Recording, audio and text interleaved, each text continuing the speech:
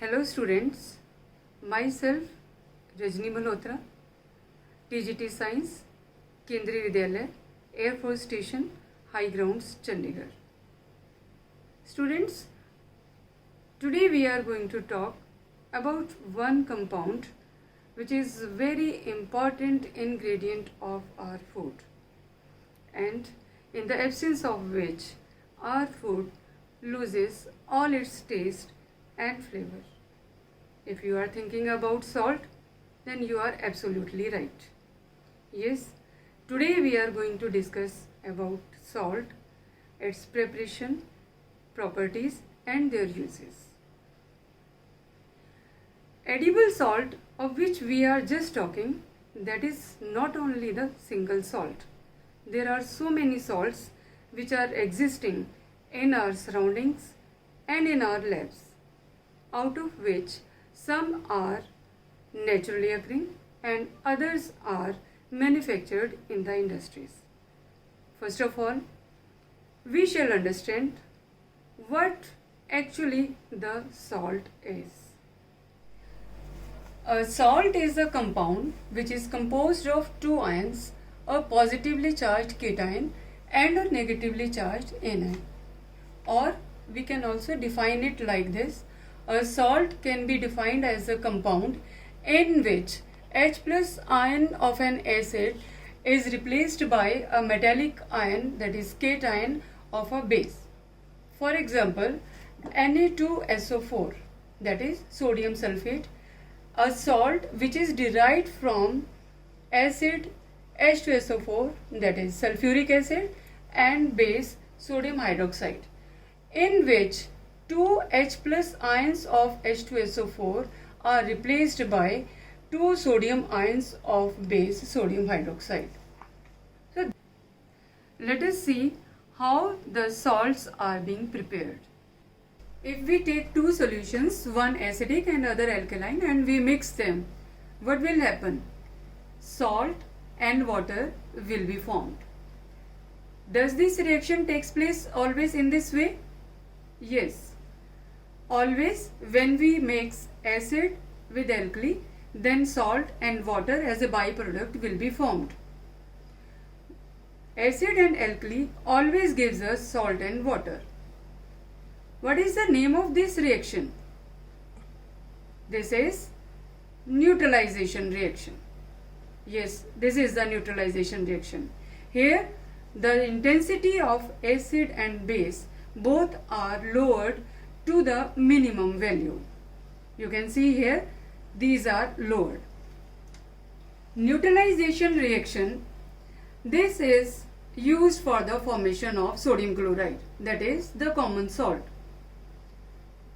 Here we take HCl, hydrochloric acid, and sodium hydroxide as a base, then sodium chloride and water are formed. This reaction is associated with enormous amount of heat which is released during this reaction.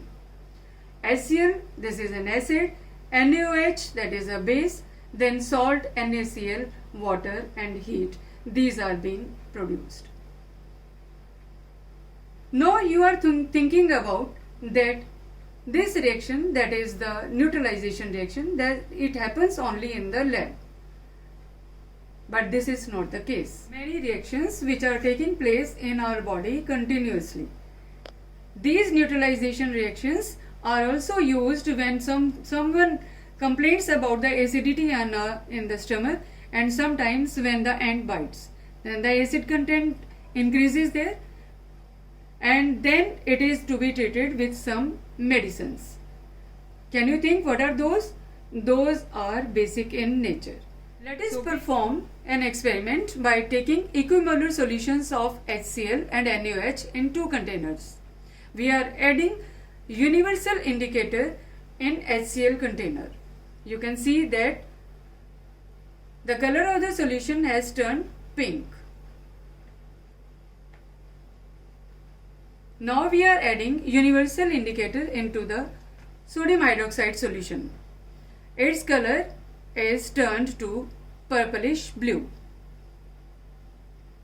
If we see the pH of HCl, this is less than 3, and of the NaOH it is 11. If we mix these two, then the color of the solution, surprisingly you have seen that it is changed from those to the green color. So it confirms the presence of the formation of solvents. Let us perform another experiment in which we will see reaction of HCl with zinc metal, for which we require a test tube, spatula, HCl, dropper, stand with a clamp, single board cork, jet tube, and Bunsen burner, matchbox also. We have to take some granules of the zinc metal and transfer it into a test tube. We have to take HCl with the help of a dropper and pour it into the test tube. You can see bubbles of hydrogen gas are coming out.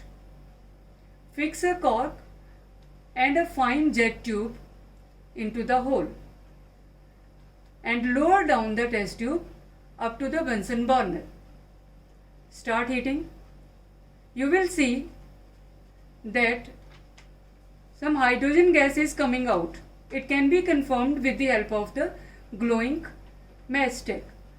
Hydrogen gas will burn out with a popping sound, and you can see a salt in the test tube.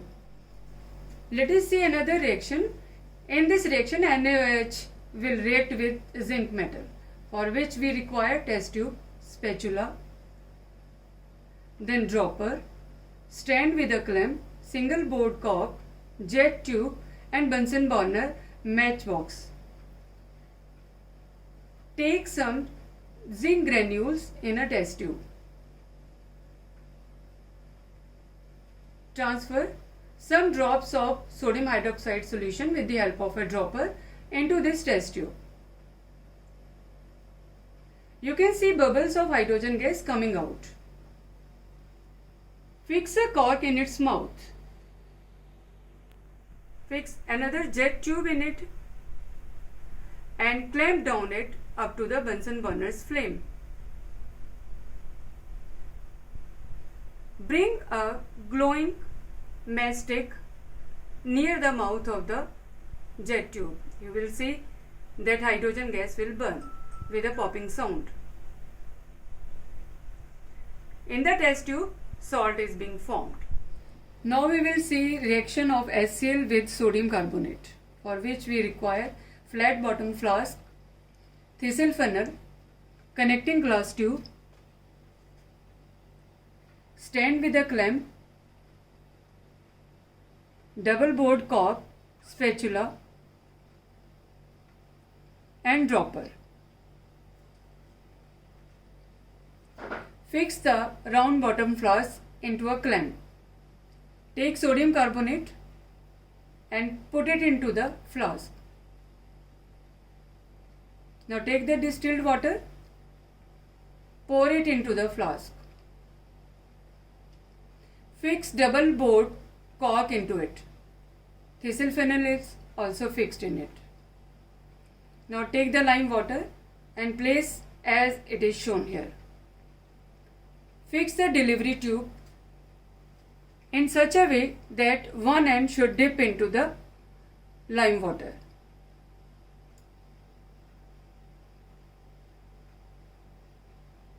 Now add HCl into the flask through the thistle funnel. Now bubbles of a gas are coming out and it will turn lime water milky. That confirms the presence of carbon dioxide, and a salt is formed in the flask. Students, now we can summarize all these activities in the following way. So we have studied these. There are so many methods by which we can prepare the salts. First of all, we have seen that when an acid reacts with a base, then salt and water is formed, and that method was, we have said that is the neutralization reaction.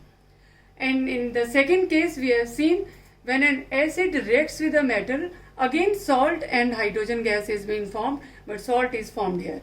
And in the third case, when a base reacts with a metal, then again salt and hydrogen gas is formed.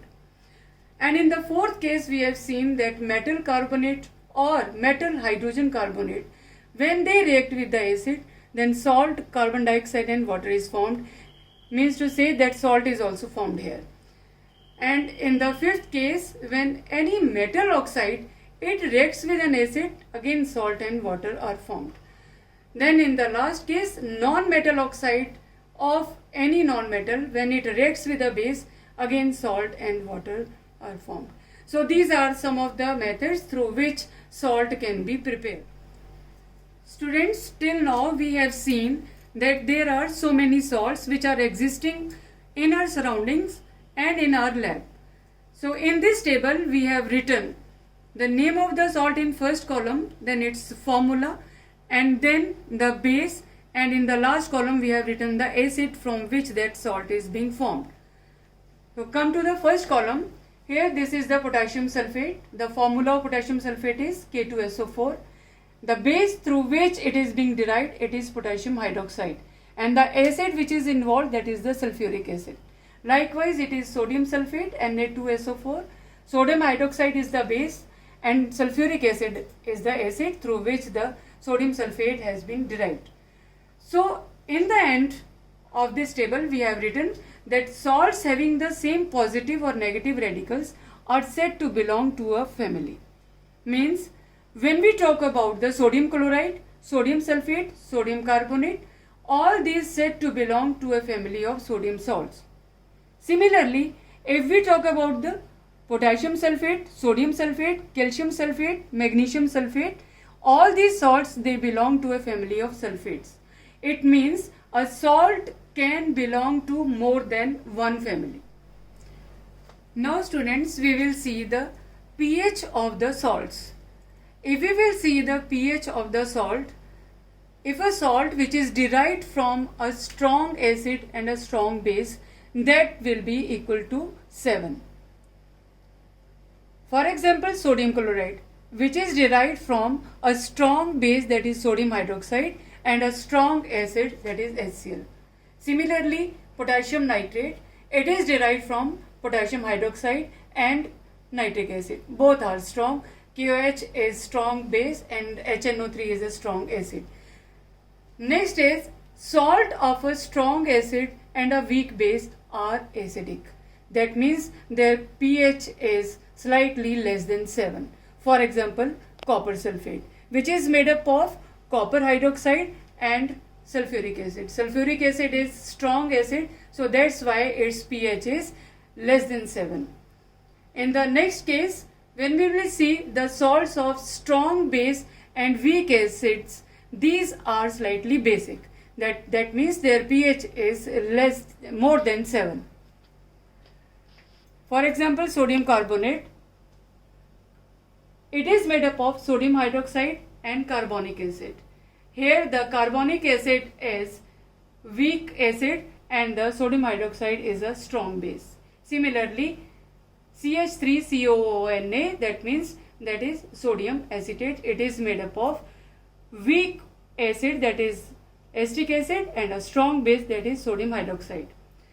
And in next case, salts of weak acids and weak base may be acidic or basic or neutral depending upon the relative strength of the weak acid and a weak base.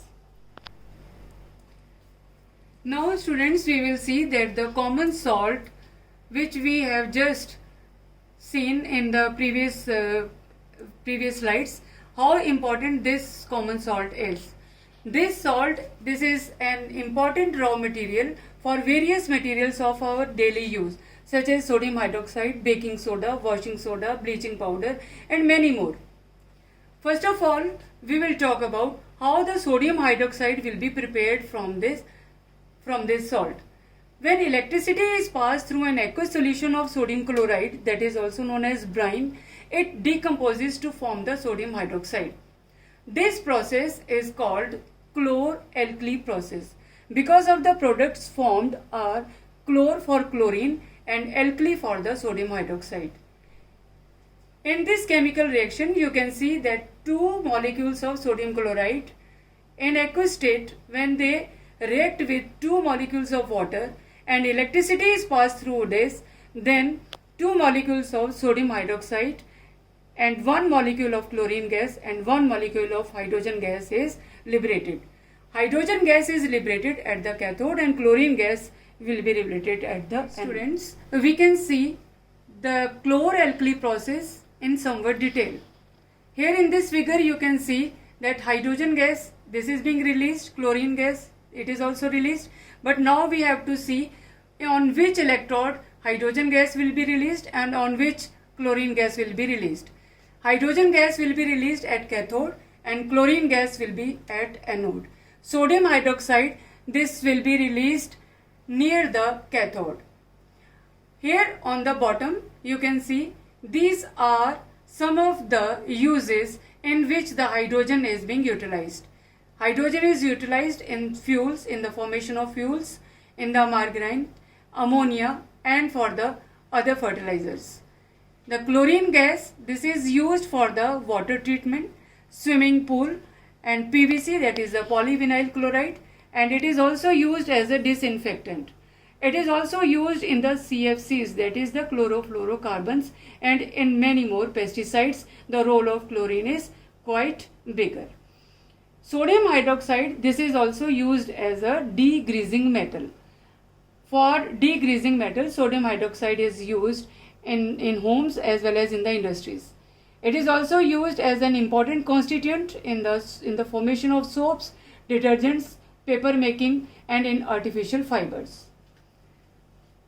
By the hydrogen gas and the chlorine gas, we can also make the very important acid, that is the hydrochloric acid. The hydrochloric acid is important. It is used for cleaning the steel, ammonium chloride and the formation of many medicines and the cosmetics. Likewise, chlorine gas and sodium hydroxide, both of these join to form the bleach, which is used for the household bleaches and the bleaching fabrics. Student, let us see the chlor-alkali process in little bit detail. Here you can see the sodium chloride, which is known as brine solution. It is taken as in the form of electrolyte. Electricity is passed through this and you can see the chlorine gas. This is being collecting at the anode and hydrogen gas is collecting at the cathode. The alkali is formed. It is the sodium hydroxide which is formed. It is associated with the release of chlorine gas and the hydrogen gas. Hydrogen gas we have discussed. It is used in the formation of fuels, for welding purpose, for migraine.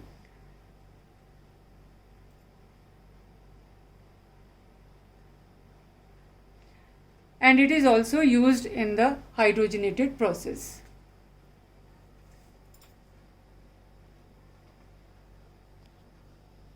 Chlorine gas which is released, it is highly efficient disinfectant. It is used in the swimming pools. It kills the pathogens. It is also used to manufacture the bleaching powder. How the bleaching powder is being produced? Chlorine gas is passed through the dry slacked lime. Then calcium oxychloride, it is being formed along with the release of water. Now, just now we have studied that in the chlor-alkali process, chlorine gas is being released. This chlorine gas is used to form the bleaching powder. Now, what is this bleaching powder? The chemical formula of bleaching powder is calcium oxychloride, CaOCl2. Chemical name is calcium oxychloride. This is prepared by the action of chlorine on dry slacked lime, that is the calcium hydroxide. You can see in this chemical reaction calcium hydroxide plus Cl2, calcium oxychloride, that is the bleaching powder, and water is being released. Now you can see the uses of the bleaching powder. First of all, bleaching powder is used for bleaching the cotton and the linen in the textile industries, for bleaching wool pulp in paper factories, and for bleaching washed clothes in the laundry. Secondly, it is also used as an oxidizing agent in many chemical industries. And thirdly, bleaching powder is used for disinfecting drinking water to make it free from the germs. Students, till now we have seen the uses of sodium chloride in the formation, in the constitution of many chemical compounds. Now in the same series, now we will study baking soda. What is the chemical formula of baking soda? Chemical formula is NaHCO3. The chemical name of baking soda is sodium hydrogen carbonate. And how this is being prepared? This is prepared by passing carbon dioxide to sodium chloride solution saturated with the ammonia. Here the chemical equation is being written here. Sodium chloride, one molecule of sodium chloride, when it reacts with one molecule of water, one molecule of carbon dioxide and one molecule of ammonia, then one molecule of ammonium chloride and one molecule of sodium hydrogen carbonate, that is baking soda, is being formed.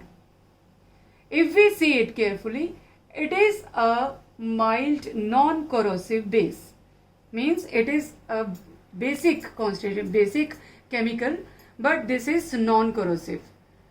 We will see what is the use of this non-corrosive nature. Next we will see that on heating sodium hydrogen carbonate, then when we heat two molecules of sodium hydrogen carbonate, then one molecule of sodium carbonate, one molecule of water and one molecule of carbon dioxide is produced. We know that baking powder, this is used for making the cake and the other bakery products. But if we are using the sodium hydrogen carbonate as such, then our cake that can become bitter due to the release of sodium carbonate. Then how we can prevent our cake from becoming bitter? For this we are using, instead of sodium hydrogen carbonate, we are using baking powder. And what is baking powder?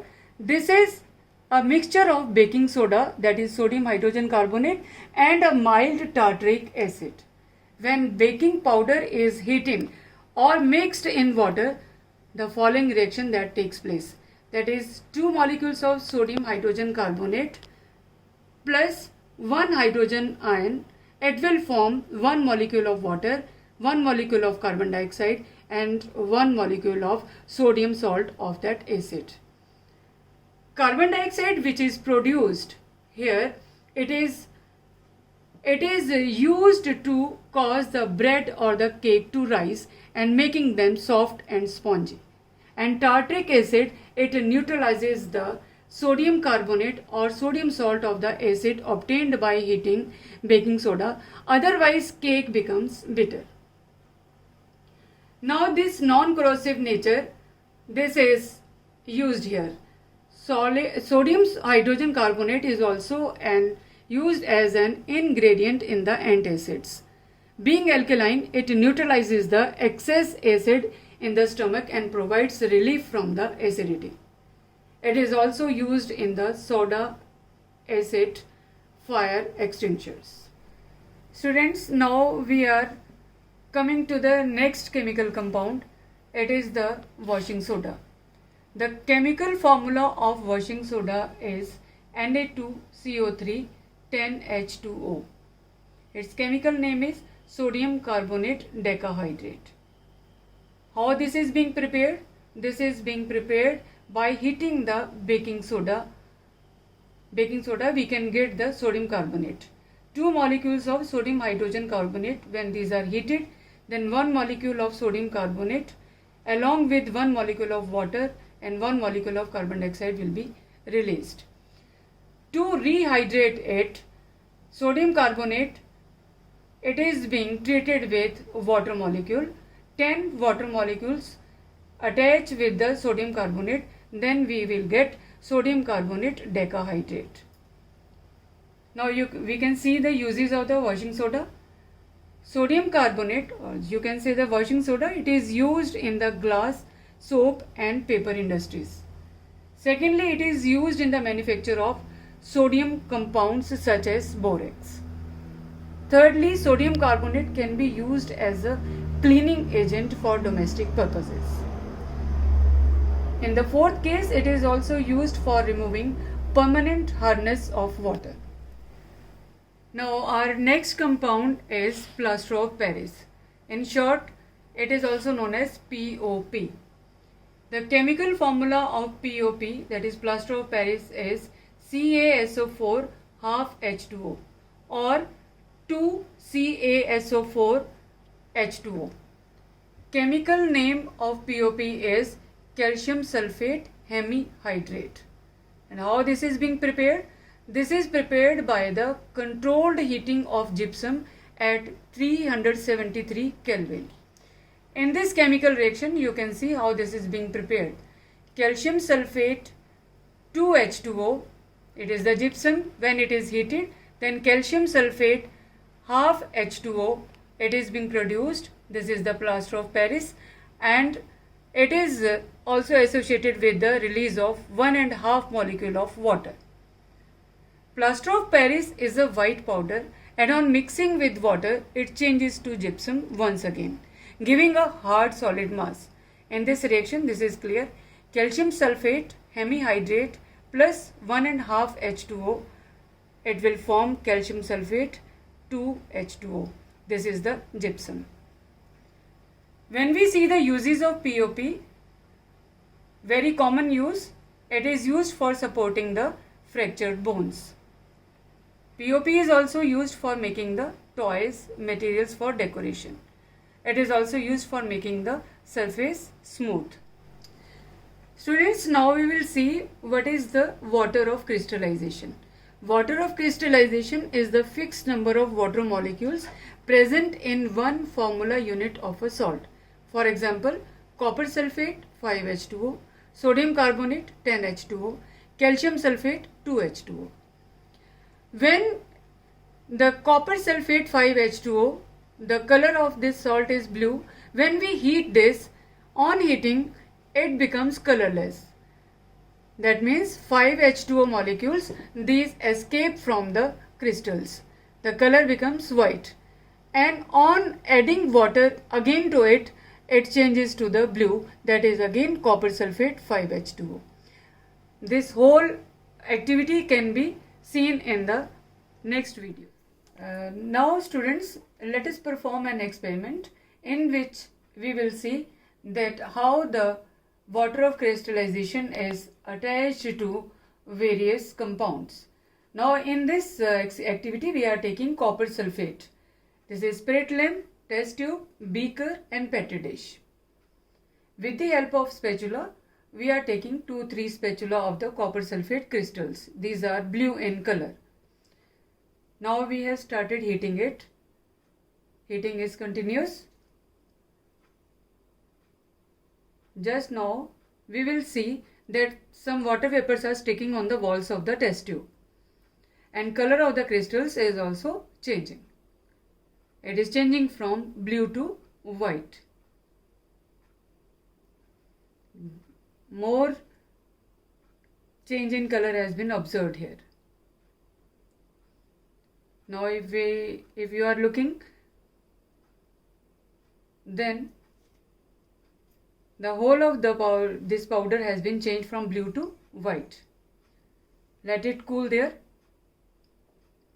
If we touch, then it will be powdery. It is no more crystalline. So it means it has lost its water. With the help of dropper, if we put some drops of water, you can look that it is regaining its color from white to blue, and also it is becoming crystalline. So we have rehydrated it. A substance containing water of crystallization is called a hydrous substance. Students, now after completing our topic, that is salt preparation and their properties, there are some questions which you have to attempt. First question is, what is the common name of the compound CaOCl2? Second question is, name the substance which on treatment with chlorine yields bleaching powder. Third is, name the sodium compound which is used for softening hard water. Question number 4, what will happen if a solution of sodium hydrogen carbonate is heated? Give the equation of the reaction involved. Question number 5, write an equation to show the reaction between plaster of Paris and water. Thanks student for observing this video carefully and observing the activities patiently. Thank you once again.